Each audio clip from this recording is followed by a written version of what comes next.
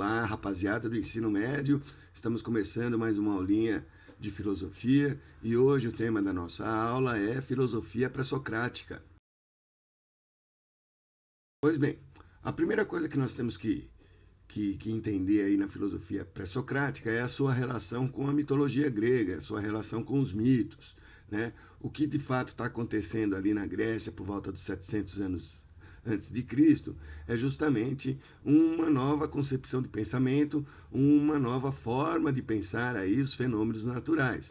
Então, os filósofos pré-socráticos, eles vão exatamente começar a explicar os fenômenos da natureza de um modo diferente do que os mitos até então explicavam.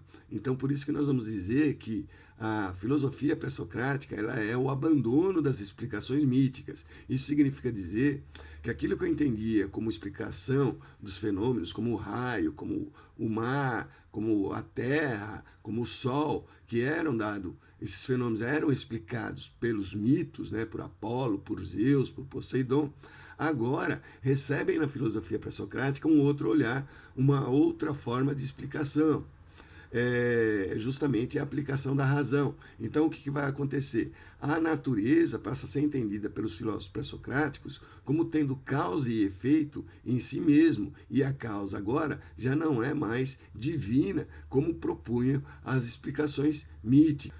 Outro elemento fundamental que a gente tem que entender aí na filosofia pré-socrática é justamente o objeto de investigação. Isso significa dizer que eles vão buscar ali na natureza um princípio primordial, um elemento primordial que deu origem a tudo, que deu origem ao cosmos, que deu origem ao universo. Esse elemento primordial ficou conhecido, consagrado aí como a arqué.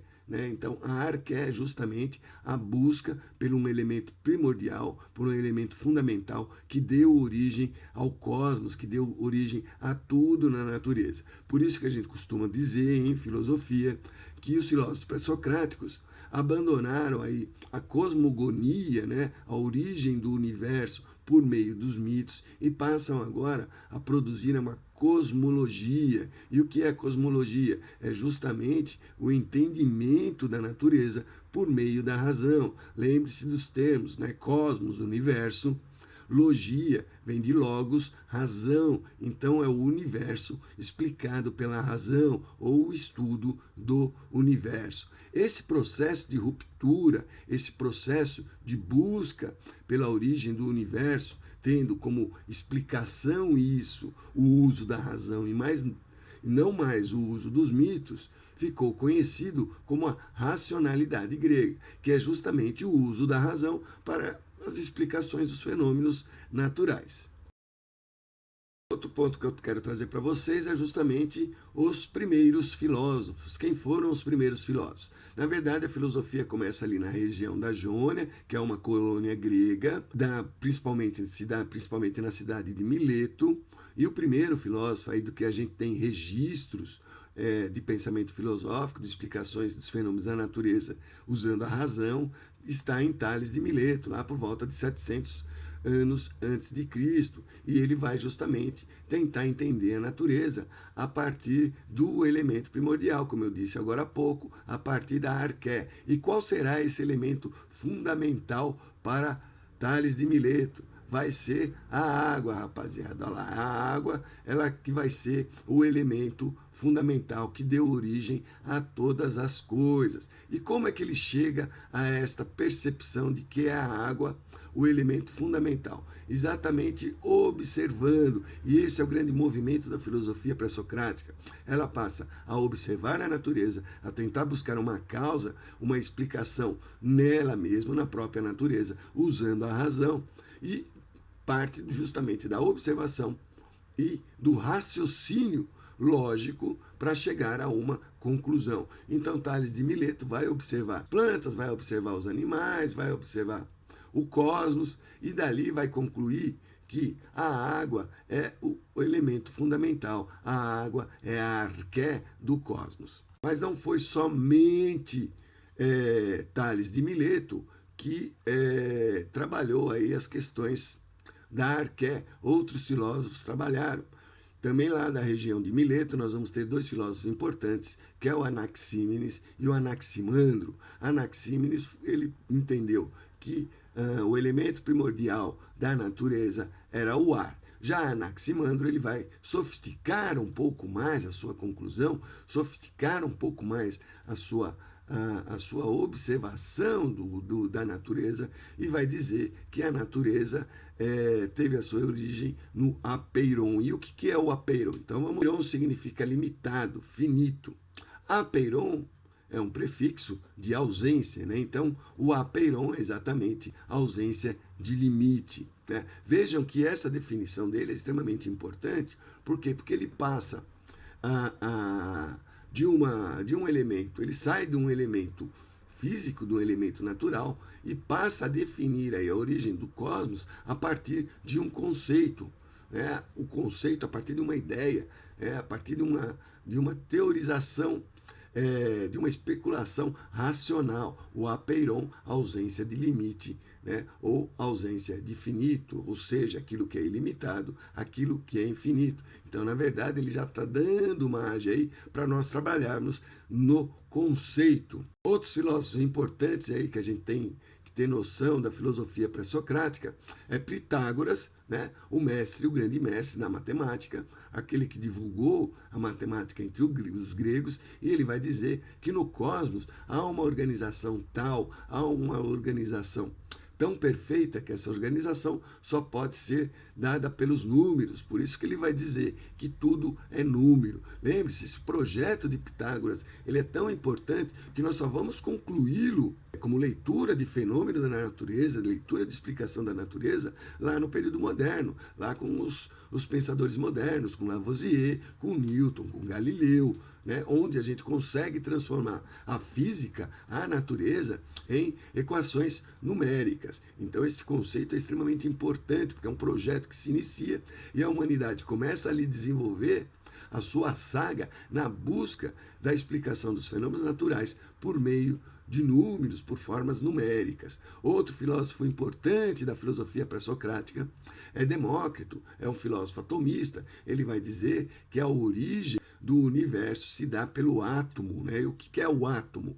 O tomo quer dizer parte, e o A novamente aparece para nós aí como ausência de partes, ou seja, aquilo que não tem partes, aquilo que não pode ser dividido, uma menor molécula, uma menor fração de tudo que é na natureza, e ali eu vou encontrar o átomo, essa menor fração, menor pedaço da natureza, que não pode ser dividido. Então, é uma afirmação muito importante, porque nós vamos somente concluir, de novo, esse pensamento de Demócrito lá no período moderno, em que nós vamos entender lá por meio de Lavoisier as transformações e as mudanças, e principalmente o átomo ali vai ser um mote principal de estudo do período moderno. Depois desses filósofos, nós vamos ter dois filósofos importantíssimos, que são Heráclito e Parmênides.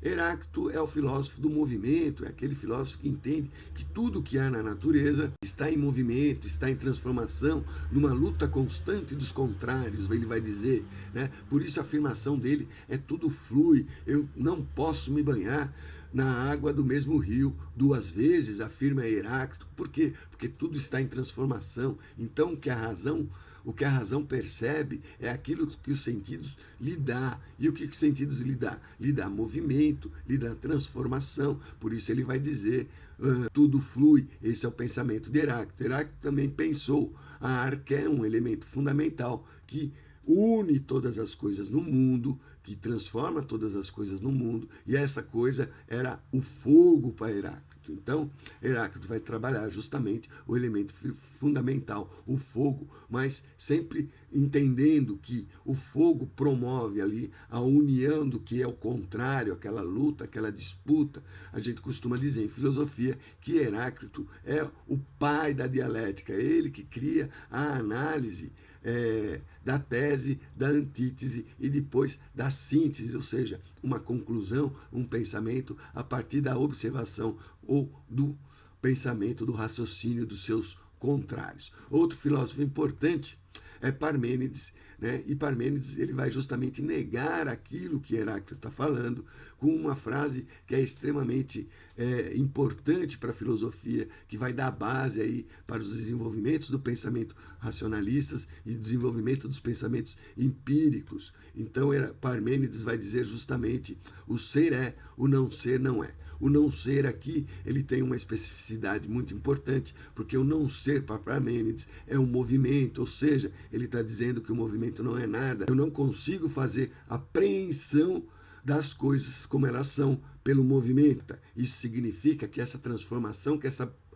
mudança de um objeto a outro objeto não se processa na minha mente, porque eu capto apenas a ideia do que é o ser. Por isso, a afirmação fundamental, o ser é, e o ser é aqui para Parmênides, ele toma o sentido de ideia, né? O ser é forma, o ser é ideia. Esses dois filósofos são extremamente importantes, porque é eles que vão iniciar justamente aí a discussão já com Platão e depois com Aristóteles, e essa discussão se arrasta aí pelo período medieval, se arrasta lá pelo período moderno, sendo mais ou menos concluída lá com Immanuel Kant, já no final do período moderno, já no Iluminismo, a Kant tentando explicar justamente o que são esses dois modos de apreensão de conhecimento do homem, ou seja, os sentidos e a razão. Por isso, esses dois filósofos vão ser importantes, porque eles iniciam uma discussão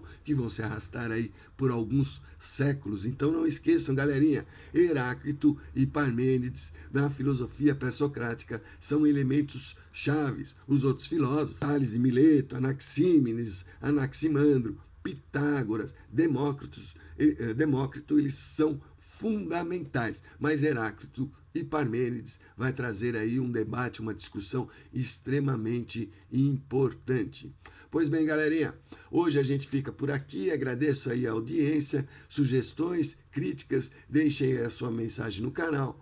Até mais!